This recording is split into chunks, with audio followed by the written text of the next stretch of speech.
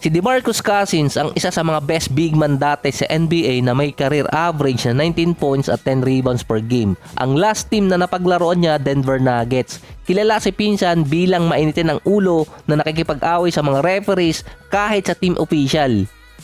Kaya nga sabi dati, walang kumuha kay DeMarcus na team dahil takot sila sa iaasta nito. Or siguro marami na rin kasi talagang players ngayon na kailangan na ng expansion.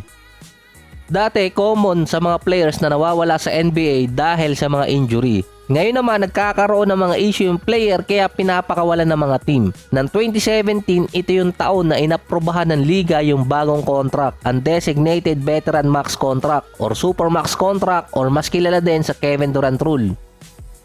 Ang mga players na nakapirma nun, sina John Wall, James Harden, Russell Westbrook at si Steph. Susunod sana si DeMarcus Cousins. Prior sa taon ng 2017 season, naging member si DeMarcus ng All-NBA team ng 2 beses kaya eligible siya sa $200 to $210 million sa loob ng 5 taon. Ayaw ibigay yun ng Sacramento ang ganong kalaking kontrata kay DeMarcus kasi hindi naman sila nakakapasok sa playoffs nun at malaking pera din yun para sa isang team. Sinabi rin ni DeMarcus noon na gusto sana niya magstay sa Sacramento at doon tapusin ang karir niya. Ang ginawa naman ng Kings, tinrade siya sa New Orleans noong 2017 mid-season. Mula sa $200 million, naging $180 million ang pwedeng i-offer ng Pelicans. 5 taon pa rin yun. Sa New Orleans, nakapaglaro noon si DeMarcus ng 1.5 season. Sila yung best big man duo ni Anthony Davis. Meron siyang average doon na 25 points, 12 rebounds at 4 assists per game. Na-injured nga lang si DeMarcus noong January 26, 2018 after niya makapagtala pa ng triple-double. Nagkaroon si Cousins ng left torn Achilles injury.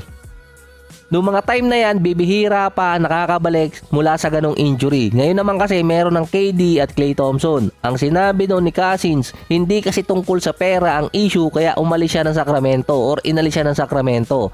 Pero sa Pelicans, inoperan siya ng 2 years na $40 million na tinanggihan niya at lumipat ng Golden State para sa mid-level exception. 1 taon kontra sa 2 taon na binigay ng Pelicans. Sa Golden State, hindi na siya katulad ng dati. Meron pa rin naman siyang 16 points at 8 rebounds per game. Sa playoffs, bukod sa injury na nakuha niya, hindi rin maganda ang nilaro niya. So hindi kasi presyo ng contract yung dapat iniwasan ni Cousins kundi yung taon dahil mabibigyan sana siya ng pagkakataon sa Pelicans sa makarecover muna bago umalis kung gusto niya dahil nga nagkaroon siya ng malalang injury noon. 2 years contract din yun na until 2020 sana.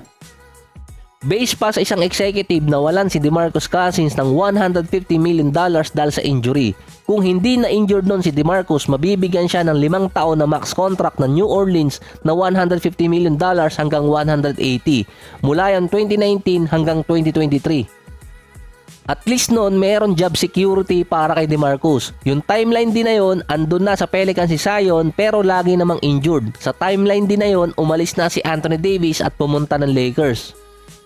Sinabi naman ngayon ni DeMarcus Cousins na tapos na ang karir niya sa NBA. Ito lang yung binanggit niya. Nag-move on na siya na hindi talaga siya makakabalik sa liga. Hindi naman niya sinabing totally retire na siya sa basketball. NBA lang yung binanggit niya. Si DeMarcus kasi ngayon naglalaro sa Taiwan. Hindi ko lang sigurado kung andun pa siya dahil noong January sinabing pansamantala lang siya maglalaro doon at depende na lang sa contract na ibibigay sa kanya.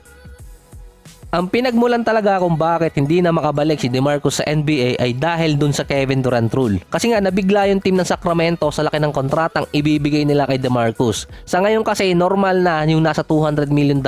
Pero dati bago pa lang yun. Nawala yung job security para kay Cousins nung hindi siya makapirma at tinrade siya papuntang Pelicans.